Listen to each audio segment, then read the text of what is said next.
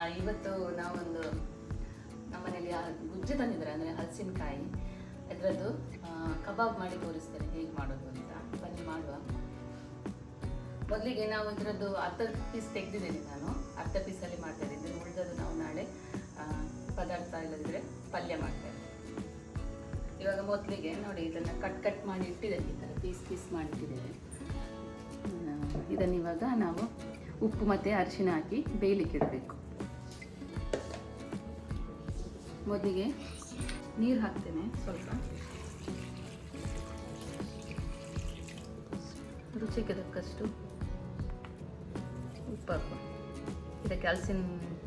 ಇದಕ್ಕೆ ಕಾಯಿಗೆ ಎಷ್ಟು ಹಿಡಿಯುತ್ತೆ ಅಷ್ಟು ಉಪ್ಪು ಹಾಕಬೇಕು. ಮತ್ತು ಚಪ್ಪೆ ಆದರೆ ಮತ್ತೆ ನೋಡಿ ಹಾಕ್ಬೋದು. ಹಾಗೆ ಸ್ವಲ್ಪ ನಾನು ಅರಿಶಿನ ಹಾಕ್ತೀನಿ, ಅರಿಶಿನ ಪುಡಿ.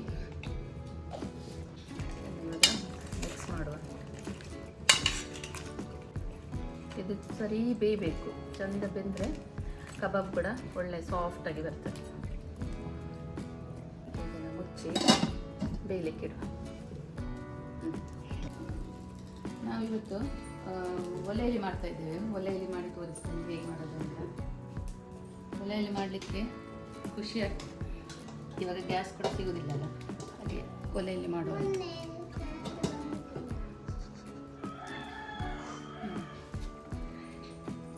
ಈ ಥರ ನೋಡಿ, ನಾವು ಈ ಥರ ಒಂದು ಒಲೆ ತಂದು ಇಟ್ಕೊಂಡದ್ದು.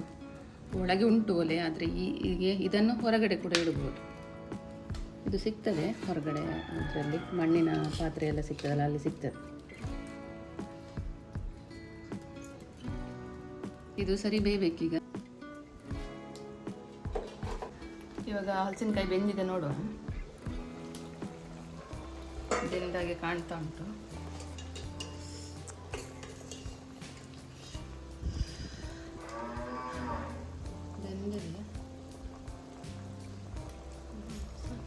ಬೆಂದಿದೆ ನೋಡಿ, ಇದು ಸಾಕು.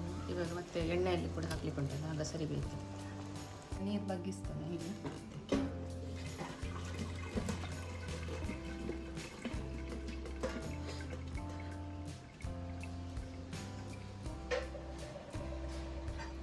ಸ್ವಲ್ಪ ತಣ್ಣಗಾಗಿ ಮತ್ತೆ ಮಸಾಲೆಗೆ ಹಾಕುವ. ಈಗ ಇದು ಹಲಸಿನಕಾಯಿ ಬೆಂದಿದೆ. ಈಗ ಇದಕ್ಕೆ ನಾನೊಂದು ಮಸಾಲೆ ರೆಡಿ ಮಾಡ್ತೀನಿ. ನಾನಿಲ್ಲಿ 2 ಮಸಾಲೆ ರೆಡಿ ಮಾಡ್ತೀನಿ, ಒಂದು ಗ್ರೀನ್, ಆಮೇಲೆ ಒಂದು ರೆಡ್ ಮಸಾಲ.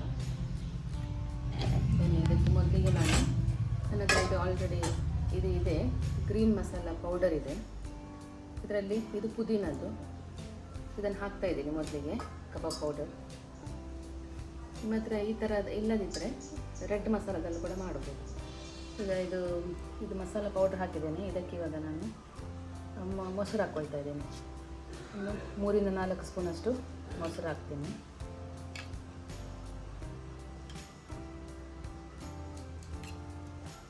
ಸ್ವಲ್ಪ ಹಾಕಿ, ಹಾಗೆ ಸ್ವಲ್ಪ ಕಾರ್ನ್ಫ್ಲೋರ್ ಹಾಕ್ತಾ ಇದ್ದೀನಿ.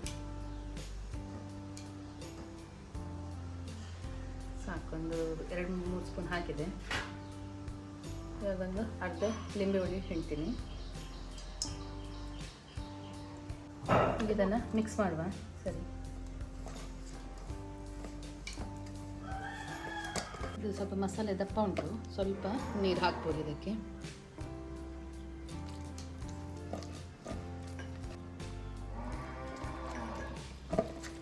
ಒಂದು 2 ಸ್ಪೂನ್ನಷ್ಟು ನೀರು ಹಾಕಿದ್ದೇನೆ.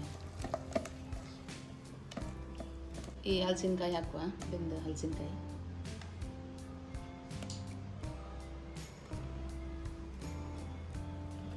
ಚಂದ ಮಿಕ್ಸ್ ಮಾಡಬೇಕು.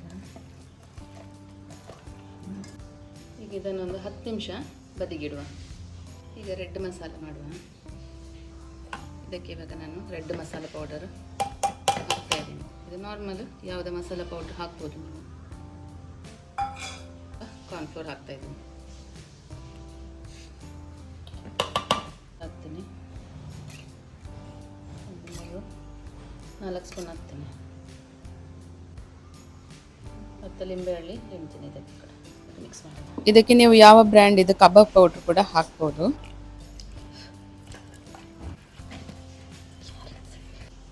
ಮೆಣಸಿನ್ಕಾಯಿ ಹಾಕುವ. ಇದು ಕೂಡ ಒಂದು 10 ನಿಮಿಷ ಇರಲಿ, ಮತ್ತು ಇದನ್ನು ಫ್ರೈ ಮಾಡುವ. ಇದಕ್ಕೆ ನನಗೆ ಜಿಂಜರ್ ಗಾರ್ಲಿಕ್ ಪೇಸ್ಟ್ ಹಾಕಲಿಕ್ಕೆ ಮರ್ತೋಗಿತ್ತು, ಈಗ ಹಾಕ್ತಾ ಇದ್ದೀನಿ. 2 ಸಹ ಒಂದೊಂದು ಸ್ಪೂನ್.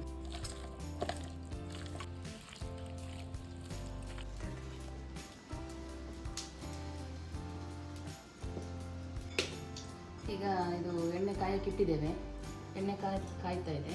ಈಗ ನಾನು ಇದು ಕಬಾಬ್ ಹಾಕ್ತೇನೆ. ಇದಕ್ಕೆ ಎಣ್ಣೆಗೆ ಹಾಕುವ ಒಂದೊಂದು ಪೀಸು. ಇವಾಗ ಇದನ್ನು ಎಣ್ಣೆಗೆ ಬಿಡೋಣ.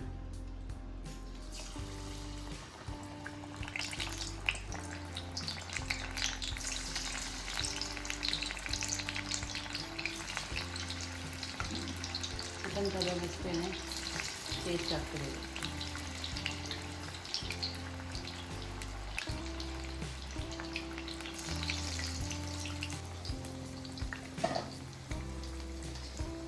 ಇದು ಜಾಸ್ತಿ ಏನು ಕಾಯಿ ಬೇಡ. ಇದು ಒಳಗಡೆ ನಾವು ಆಲ್ರೆಡಿ ಕಾಯಿಸಿರ್ತೇವೆ ಹಸಿನಕಾಯಿ ಮೇಲೆ, ಇದು ಮಸಾಲೆ ಸ್ವಲ್ಪ ಕಾದ್ರೆ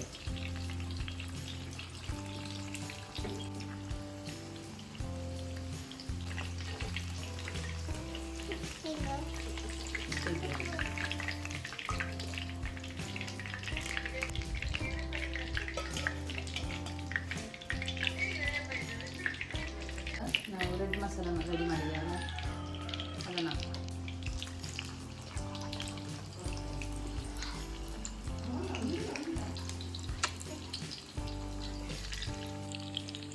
ಇವಾಗ ಟರ್ನ್ ಮಾಡುವ. ಒಂದು ಕಡೆ ಕಾಯ್ತೇನೆ.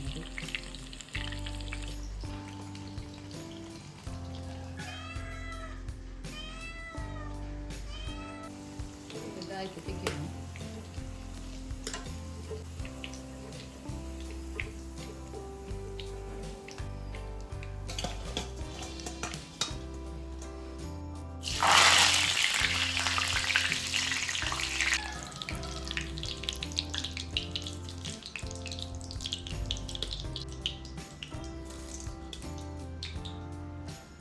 ಹಸಿನಕಾಯಿ ಕಬಾಬ್ ರೆಡಿಯಾಗಿದೆ ನೋಡಿ. ರೆಡ್ ಮತ್ತು ಗ್ರೀನ್ ಮಸಾಲೆ ಹಾಕಿ ಮಾಡಿದ್ದು. ಟೇಸ್ಟ್ ತುಂಬ ಚೆನ್ನಾಗಿರುತ್ತೆ ನೋಡಿ. ಒಂದು ಟೇಸ್ಟ್ ಮಾಡಿ ನೋಡ್ತೇನೆ ನಾನು. ಗ್ರೀನ್ ಕಲರ್ ಟೇಸ್ಟ್ ಮಾಡ್ತೇನೆ. ಇದು ಪುದೀನ ಫ್ಲೇವರ್.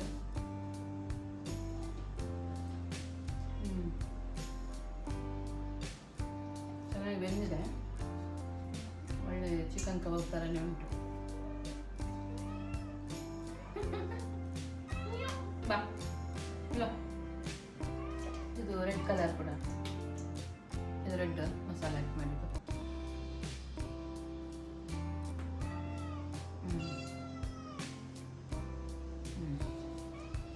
ಸೂಪರ್.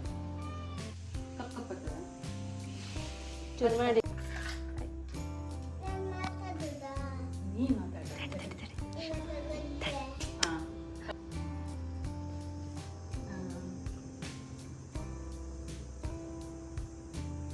ಮುಚ್ಚೆ ಕಬಾಬ್ ಮಾಡಲಿಕ್ಕೆ ನೀನು ಎಂತ ಉಪದ್ರ ಮಾಡ್ತೀವಿ.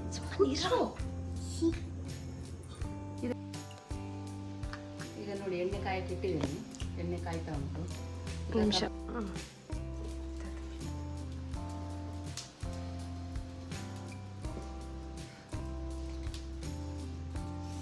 ಒಳ್ಳೆಯ ಮಾಡೋದಾದ್ರೆ ಇದನ್ನು ಊದಬೇಕು. ಬೆಂಕಿ ಆಯ್ತು ಈಗ. ಈ ವಿಡಿಯೋ ಇಷ್ಟ ಆಗಿದ್ರೆ ವಿಡಿಯೋಗೊಂದು ಲೈಕ್ ಕೊಡಿ. ಹಾಗೆ ಇನ್ನಷ್ಟು ಹೊಸ ವಿಡಿಯೋಸ್ಗಾಗಿ ನನ್ನ ಚಾನಲ್ನ ಸಬ್ಸ್ಕ್ರೈಬ್ ಮಾಡಿ. ಹಾಗೆ ಪಕ್ಕದಲ್ಲಿ ಬರುವಂಥ ಬೆಲ್ ಐಕನ್ ಕೂಡ ಕ್ಲಿಕ್ ಮಾಡಿ. ಮತ್ತೊಂದು ಹೊಸ ರೆಸಿಪಿಯೊಂದಿಗೆ ಮತ್ತೆ ಬರ್ತೀನಿ. Thank you for watching.